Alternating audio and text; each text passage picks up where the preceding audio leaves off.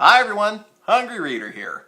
Well, the holidays are officially upon us. And as usual, Christmas is the first one out of the gate, while Thanksgiving falls at a more leisurely pace behind. If you're not familiar with Thanksgiving, it's an American holiday that sort of pays homage to our colonial ancestors here and there, but really, functionally, it's just the first day of Christmas. But if you're like me, there's only one sign of Christmas that really matters. And that's the sign that lets you know that Christmas is finally here. The sound of A Christmas Story playing over and over again on the TV in the kitchen. A Christmas Story. Now that's a modern American classic. A look back at how Christmas was celebrated just a couple of generations ago in the era just before television. But the movie was made in the 80s, and it won't be long now until the era just before the internet is as far from the present day as A Christmas Story was from the 40s. Thanksgiving just never seems to get its due. And there's no A Christmas Story for my generation. How can we fix both of these problems at once? With this. The Hooples Horrible Holiday.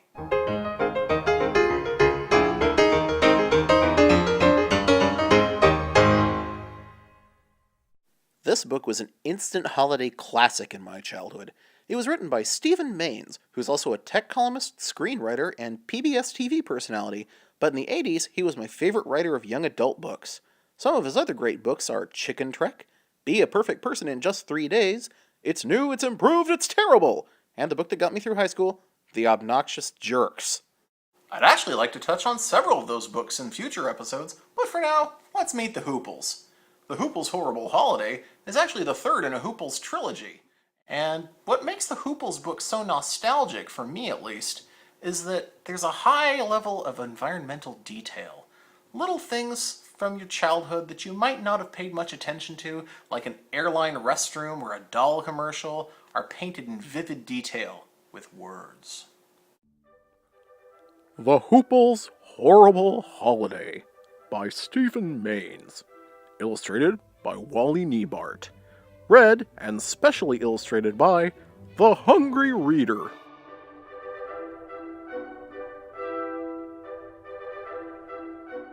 Over the river and through the woods to grandmother's house we go.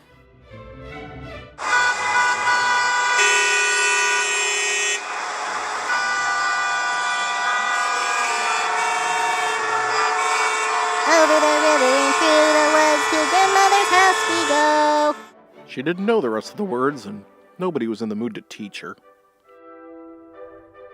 'Tis the day before Thanksgiving, and the Hooples, a suburban white middle-class family, are trying to get over the river and through the woods to grandmother's house. There's Mom and Dad, who, like most parents, have a permanent "what the hell have we gotten ourselves into" expression plastered on their faces. There's little sister Annie, who loves toys more than anything, so much so that her adorable kitten Lammy got his name when she lost her beloved plush lamb in the first book. And then there's Big Brother Alvin, our feature character. He loves baseball and Thanksgiving, but mostly baseball. It's very important to him. The Hooples make it to the airport just in time! And the flight is delayed. That gives them time to check out the gift shop, which is where Annie sees the most adorable doll ever made. Carly Cutie! I have a Carly Cutie doll and you don't. Big deal. I have a Care Bears doll and a Cabbage Patch Kid and a talking teddy bear. And I just got a great idea for a show to pitch to VH1 in 15 years. Carly Cutie says that stuff is for little kids. I say Carly Cutie should shut up before I give her a poke in the nose. That little girl wants to hit my doll. I'm not little. I'm bigger than you. Let's skip ahead a moment to when they get off the plane, which is when you might hear Mom say, "This turned out to be a tougher journey than the Mayflowers." Let's dissect the Hooples' horrible airplane ride. Now, they arrived late for their flight, but they got on anyway. They're riding from New York to somewhere near Chicago, because they're getting off at O'Hare Airport. That's a 2-hour and 45-minute flight. I checked. And they got dinner service. You know when you get dinner? When you're flying across the Atlantic. There is a whole section of the cabin set aside specifically for people to smoke in. I don't think we even allow smokers on the planes anymore. And most incredible of all, the luggage wasn't searched and there were no random pat-downs. The worst thing that happened was that the cake got squished. And Mom dares to compare this to the Mayflower? Mrs. Hoople, if your airplane ride had been any more 80s, you'd be picked up at the airport by Optimus Prime. One elevator ride and a long walk later, Grandma said, "Here we are," and unlocked the back door of a van that looked like a small bus, but a lot snazzier. It was painted red, but the sides had orange flame decals. The van looked as if it were speeding through a ring of fire. I stand corrected. There is something more 80s. Terrific van. Kinda flashy, but it gets us where we're going. But where did they get that hot rod of a van? Well, in the first book, while the Hooples were on vacation in Philadelphia, Grandma and Grandpa won a contest. They won this nifty van and the Electrono home control system. The Electrono system, Gramps proudly tells the kids before bed, is a state-of-the-art, circa 1986, house retrofit that turns your old house into the house of the future. The remote control can do anything, from heating up the sidewalks to prevent snow shoveling to answering the phone. There's even a burglar alarm, and Annie gets to be the burglar. Of course, you could never sleep in an unfamiliar bed, so Annie demands that Alvin tell her a bedtime story. Once upon a time, this little girl named Annie refused to go to sleep. First she wanted a glass of water, then she wanted to go to the bathroom, then she couldn't find her slippers. This is just like the one Daddy tells. Just wait. All of a sudden, she heard this very mysterious sound. Then what happened? What happened was that Lammy got out of the room and set off the burglar alarm. And yet no one thinks to make a joke about cat burglars.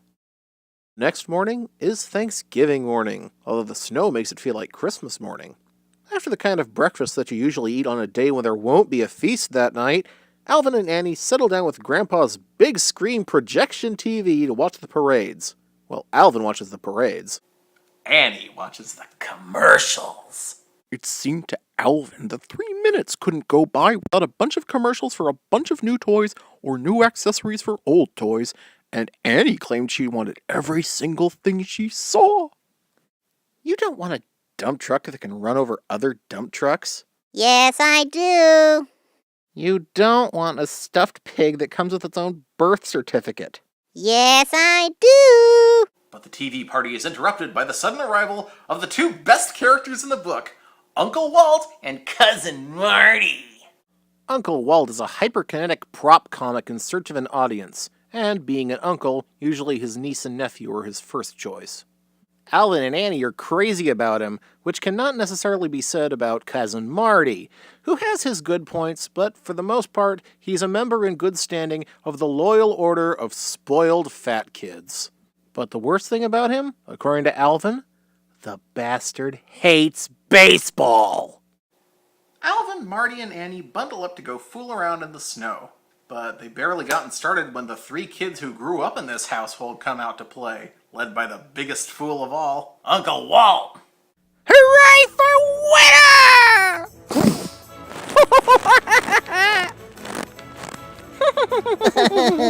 You know, when we used to do that, you'd say it was for little kids. Little kids and old men like me!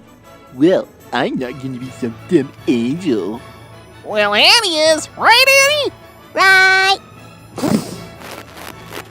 How about you, Alvin? Why not? That leaves only you, Marty. No, forget it. I don't even believe in angels. Make a devil, then.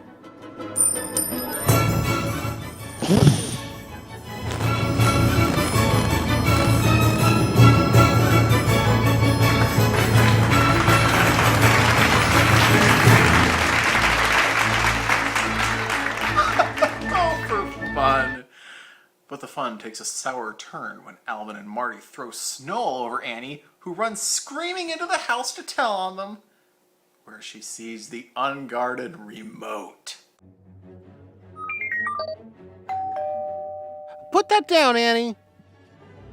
No! You might break something. No, I won't. Besides, you threw snow all over me. I'm sorry, I apologize. Now give me the remote control. No! Andy, you might even mess up the turkey or something. Uh-oh. Annie, you broke the house! Alvin suddenly remembered that Marty hated baseball and cheated at games and broke toys without even apologizing.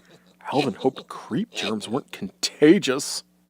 No, Annie didn't really break the house. That snow they were all playing in, that was an ice storm that brought down power lines all over town.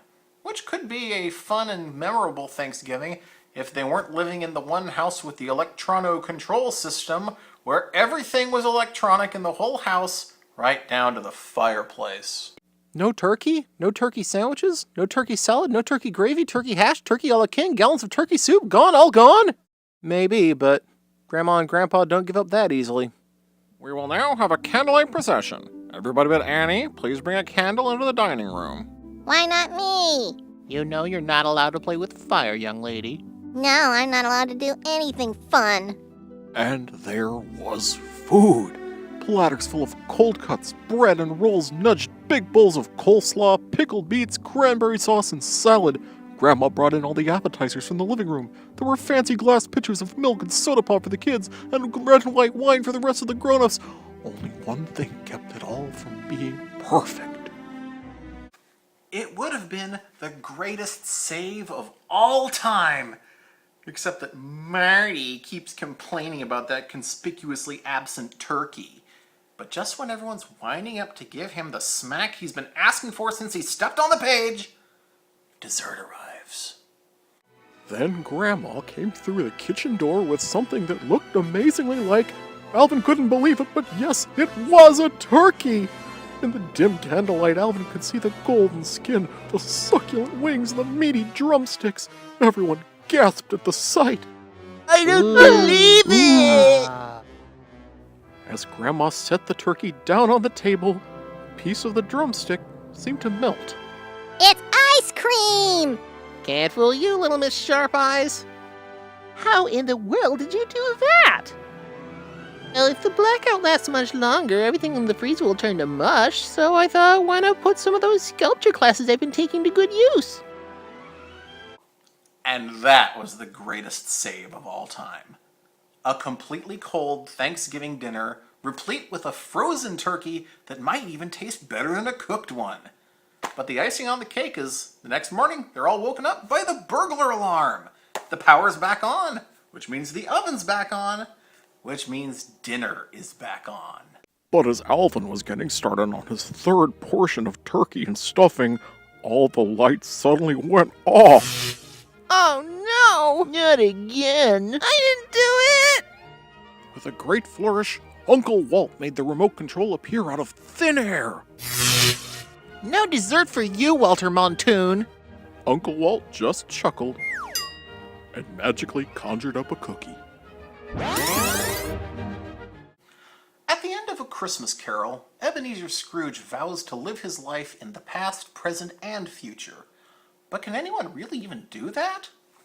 This book manages to pull it off. By setting the story in a high-tech house of the future, Mr. Maines makes this 86 book feel like it took place in 2013. What can Grandpa do with his magic remote that I can't do with my iPhone? But it's the blackout that levels the playing field and makes this story timeless. The more we take our ever-increasing level of technology for granted, the less we can afford to. We'd miss it if it were gone. Happy Thanksgiving, everyone. Whether it's your country's tradition or not, I do encourage you to take a moment once in a while to look around at everything you do have and appreciate it. Because if you have electricity and a device to watch my video on, it might be more than you sometimes think. Hope you're hungry, because whether the bird is real meat or tofu or even ice cream, I call the drumstick!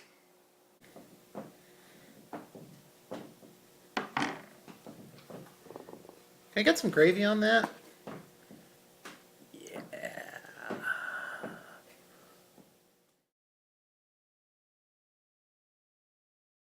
If you'd like to read the Hooples books yourself, you can get them online as ebooks for your Mac, PC, iPad, Kindle, or Nook.